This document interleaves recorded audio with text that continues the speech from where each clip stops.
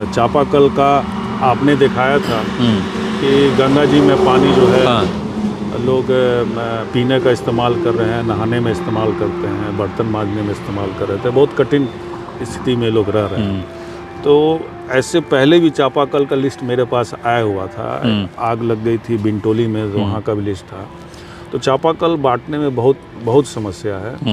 समस्या ये है कि जिनके पास कल है वो भी चाहते हैं हमको मिल जाए, घर में मिल जाए, खेत में मिल जाए, तो उसके चलते बहुत बदनामी, पूरा मतलब देना बहुत झंझट का काम हो जाता है। लेकिन हम लोग देना भी चाहते हैं। मेरा ये मनसा रहता है कि जो महिला दूसरे के घर पे जाके पानी लेके आती है या नहाने का इस्तेमाल करे, कम से कम उसके पास एक कल होना चाहिए। तेजस्वी यादव भोजपुर जिला में आने वाले हैं। 21-22 को शायद कार्यक्रम लगा हुआ है, क्या तैयारी है? 22 तारीख को जो पूरे बिहार में दौरे पे निकले हुए हैं, कार्यकर्ता संवाद है। जो राजद के पंचायत स्तर पे जो अध्यक्ष हैं, जो प्रखंड में जो अध्यक्ष है, सभी लोगों से मुलाकात करेंगे।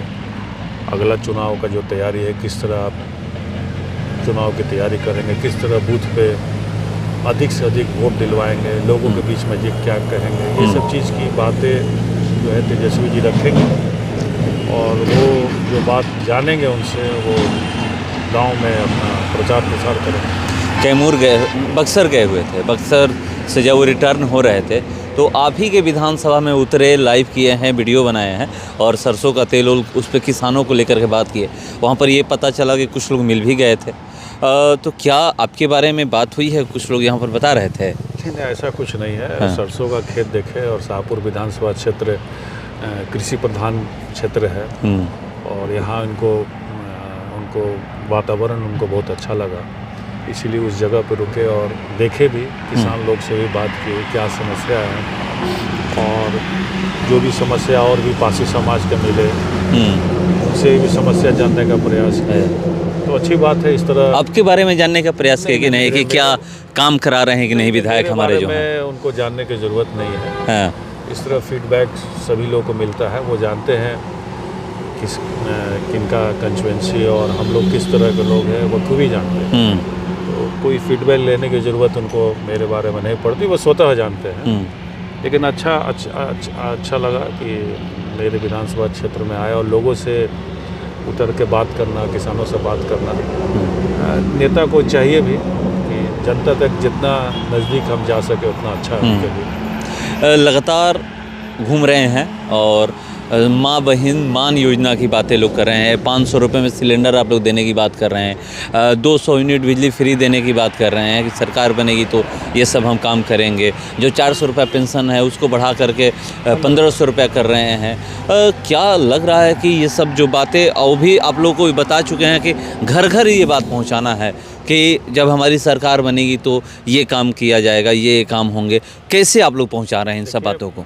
पिछले चुनाव में जो हम लोग विधानसभा, आप लोग को याद होगा, तेजस्वी जी मीटिंग कर रहे थे और बेरोज़गारी की बात कर रहे थे कि आपको अगर रोज़गार चाहना है, चाहिए तो आप हमको मदद कीजिए। लेकिन हम लोग की सरकार नहीं बनी और नीतीश जी लौट के जब हम लोगों के बीच में आए तो पहला शर्त यही था कि जो हम जनता के बीच में जो बोले हैं, दावा किए हैं, वो हमको फुलफिल करना है। तो आप देखिए नीतीश जी की 17 सालों में वो नौकरी का, बेरोजगारी की बात नहीं किए और हम लोगों की सरकार जैसे हुई और धड़ाधड़ नौकरी मिलने लगा। और कई मांगे, जो सेविका जो मांग है उनको भी मानदेय बढ़ाने का भी हम लोग डिमांड किए। तो निश्चित तौर पे लोगों को विश्वास है कि जब रोज़गार दिलवा सकते हैं तो निश्चित तौर पे वृद्धा पेंशन है, विधवा पेंशन है और माँ बहन योजना है जो 25-25 रुपये देना है, 200 बिजली यूनिट जो है फ्री रहेगी। तो निश्चित तौर पे लोगों को विश्वास है और हम लोग जनता के बीच में जाएंगे। हम लोग की सरकार बनती है तो पहला कदम, पहला स्टेप हम लोग की सरकार की यही रहेगी। मतलब ये जो संकल्प आप लोग ले रहे हैं, बिल्कुल घर घर पहुंचा रहे हैं, बिल्कुल। उम्मीद है कि ये जो आप लोग बातें कर रहे हैं जनता उस पर वोट करेगी। क्यों नहीं करेगी? जनता भी त्रस्त है, महंगाई से तो त्रस्त है, लोग का जो आमदनी था वो कम हुआ है, खर्चा काफ़ी बढ़ गया है, तो लोग परेशान हैं, जितना भी मेहनत करके कमा रहे हैं लेकिन फिर भी स्थिति उनकी बहुत ख़राब होती चली जा रही है। हम भी गांव देहात में देखते हैं लोगों के पास कैश नहीं है, उन लोगों के पास मतलब कि तन पे अच्छे कपड़े नहीं हैं, तो आज भी तो गरीबी तो साफ मतलब आपका विधानसभा क्षेत्र में आप जो हर जगह गरीबी है, कैश नहीं है किसी के पास, लोग रोज कमा रहे हैं, खा रहे हैं, तो आज भी दिक्कत है। जो अच्छे कपड़े पहन के दिख भी रहे हैं उनके पास भी कैश का प्रॉब्लम है, तो सभी लोग को महंगाई से तो सभी लोग परेशान हैं, खासकर जो मिडिल क्लास फैमिली है और लोअर मिडिल क्लास तो शुरू से ही परेशानी में रहा है, तो काफ़ी परेशान है लोग पता महंगाई। चला कि आपके फंड से चापाकल लग रहा है और उन लोगों को मिल रहा है जिनको ज़रूरत है, जिनके घर में चापाकल नहीं है, जिनका चापाकल गंगा जी में चला गया है, या बहुत सारे ऐसे भी घर हैं जहाँ पर चापाकल नहीं है, वहाँ पर ज़रूरत थी, अभी चापाकल लग रहा है। अभी तो पता चला कि 40 चापाकल लग रहा है। मगर और एक वहाँ की जो समस्या है, लोग आज भी बात कर रहे हैं कि ज़मीन कब मिलेगा हमें। अभी मैं गया था तो वहाँ पर ये लोग बोले, और ये कटाव पे ज़मीन नहीं मिल रहा है तो कम से कम जो ये कटाव हो रहा है यहाँ पर ठोकर बन जाएगा तो हम लोग बच जाएंगे। तो क्या इस पे बातें हो रही है कहीं पे कि हाँ जो मेरे हाथ में चीज़ हम तुरंत जनता को देते हैं कि जनता का चीज़ है, जनता के सामने देते हैं। चापाकल का आपने दिखाया था कि गंगा जी में पानी जो है लोग पीने का इस्तेमाल कर रहे हैं, नहाने में इस्तेमाल करते हैं, बर्तन मांजने में इस्तेमाल कर रहे थे, बहुत कठिन स्थिति में लोग रह रहे हैं। तो ऐसे पहले भी चापाकल का लिस्ट मेरे पास आया हुआ था, आग लग गई थी बिंटोली में, तो वहाँ का भी लिस्ट था। तो चापाकल बांटने में बहुत समस्या है। समस्या ये है कि जिनके पास कल है वो भी चाहते हैं हमको मिल जाए, घर में मिल जाए, खेत में मिल जाए, तो उसके चलते बहुत बदनामी, पूरा मतलब देना बहुत झंझट का काम हो जाता है। लेकिन हम लोग देना भी चाहते हैं। मेरा ये मनसा रहता है कि जो महिला दूसरे के घर पर जाके पानी लेके आती है या नहाने का इस्तेमाल करे, कम से कम उसके पास एक कल होना चाहिए जो अपना रोज़मर्रा का काम कर सके। जैसे ही मैंने आपका देखा और तुरंत उसी समय हम वहाँ के लोकल मुखिया जी जो हैं और अपने कार्यकर्ता हैं उनको बोला कि जो इस तरह के लोग हैं उनका लिस्ट बनाइए, हम तुरंत छोड़ते हैं। तो उनका लिस्ट आ गया और बिंटोली पे जो लिस्ट मेरे पास था, दोनों मिलकर हमने छोड़ दिया जो चापाकल गिर रही है। अब रहा सवाल ठोकर का और ज़मीन का। ज़मीन जो प्रशासन यहाँ के जिलाधिकारी महोदय से बात हुई है, उन्होंने चयनित कर लिया है। जांच सीओ की तरफ से जितने लोगों का नाम गया है वो जिला में भेज दिया गया है। जिला से भी जांच आई है, वो भी इस नाम को कर दिया है कि नहीं नाम सही है।